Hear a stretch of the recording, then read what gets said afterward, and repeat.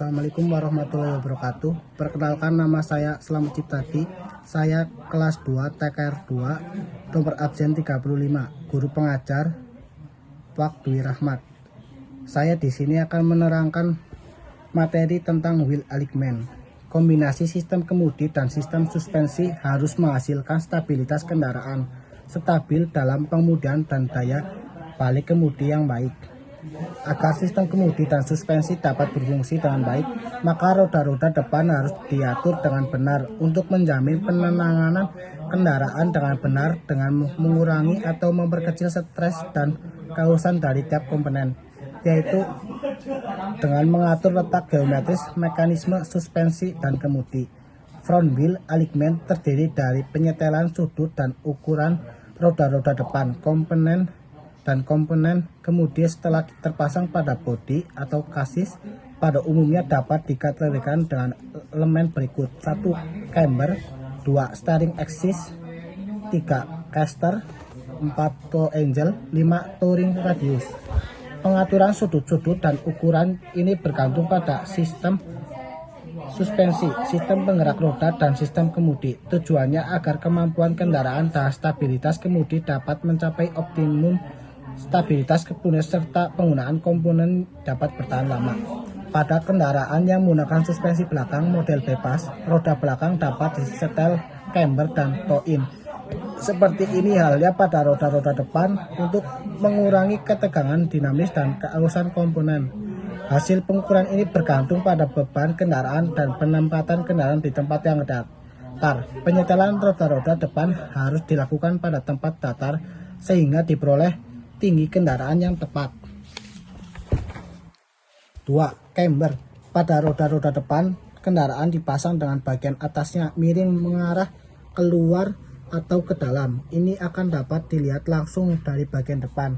Ini disebut camber dan pengukurannya dalam derajat kemiringan dan posisi vertikal. Bila miringnya roda ke arah luar disebut camber positif. Sebaliknya, bila miringnya ke arah dalam disebut camber negatif.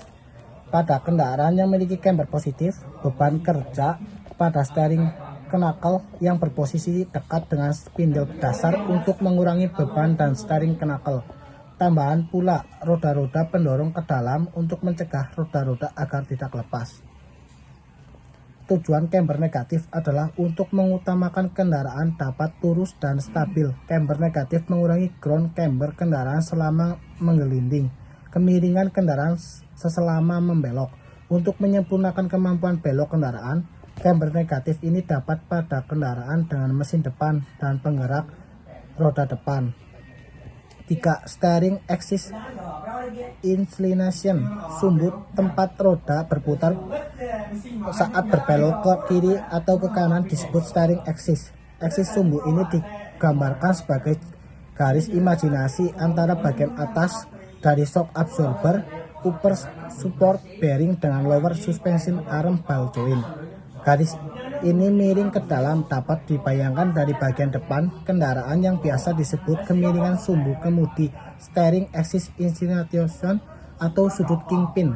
Jarak T yaitu jarak dari titik potong garis tengah ban dengan jalan ke titik potong steering axis dengan jalan disebut offset. Offset yang lebih kecil akan membuat kemudi menjadi lebih ringan dan kejutan akibat pengereman dan kecepatan berkurang. Di samping itu, steering axis inclination menghasilkan daya balik kemudi dengan cara memanfaatkan beban kendaraan. 4. Caster. Garis tengah steering axis biasanya miring bila dilihat dari samping. Sudut yang dibentuk oleh garis ini dengan garis vertikal disebut caster. Bila miringnya steering axis ke arah belakang disebut caster positif. Sebaliknya, kemiringan ke arah depan disebut caster negatif. Pada umumnya, caster positif yang dipakai karena menghasilkan kestabilan kendaraan saat berjalan turun dan daya balik kemudi setelah membelok. Jarak dari titik potong garis tengah steering axis dengan jalan ke titik pusat singgung ban dengan jalan disebut trail. Caster positif yang besar menyebabkan trail makin panjang dan daya balik kemudi makin besar, akan tetapi kemudi cenderung menjadi lebih berat. Caster negatif membuat kemudi ringan tetapi kestabilan kendaraan saat berjalan lurus menjadi berkurang dan kemudi yang kurang dapat dikontrol. 5. Toe angle atau toe in dan toe out. Bila bagian depan roda lebih kecil ke arah dalam dari bagian belakang roda dilihat dari atas, ini disebut toe in. Sebaliknya, susunan yang berlawanan disebut toe out.